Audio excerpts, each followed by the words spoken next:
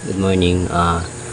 Ngayon mag-exercise ulit tayo para pampalakas ng katawan. At syempre para dun sa ating left tsaka right na side para lumakas. Pero ang pinaka na dito yung right side.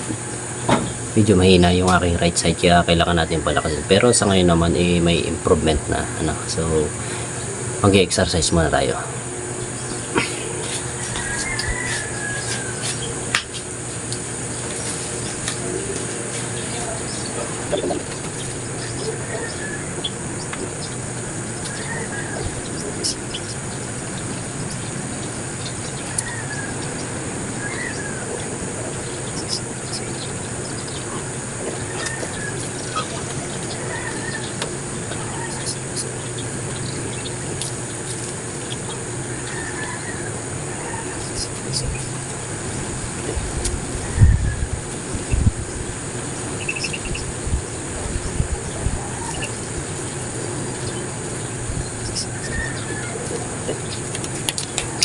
So ayun guys, tapos na yung sa left side natin, pero tigsa 10 lang yung ginawa ko. Ang sunod ko right side dahil ito yung medyo mahina sa akin.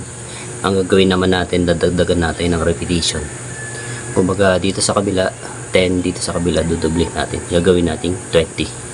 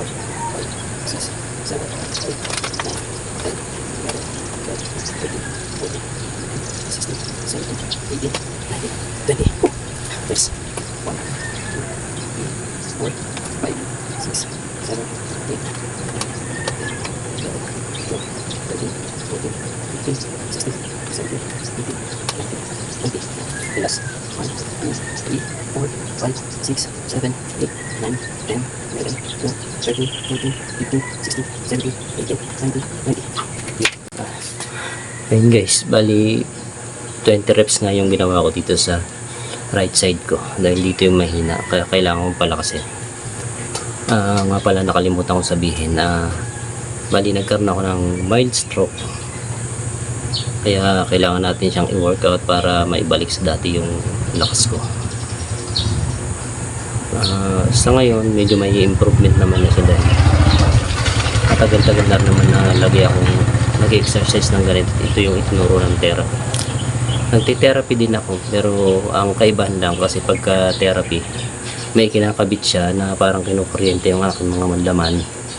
Ang sabi yun daw ay yung binubuhay yung mga kailaliman na muscle para bumalik sa dati. Yun ang kagandahan doon, at sasabayan ng exercise para bumalik nga sa dati, kaya bawal ang tamad.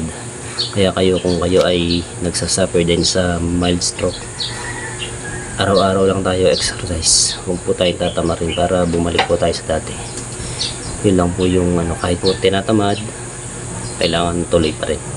Kailangan pilitin natin yung ating katawan para maibalik natin yung katawan natin sa dati. Yun lamang po. Sa sunod po ulit at medyo hiningal na. Bye.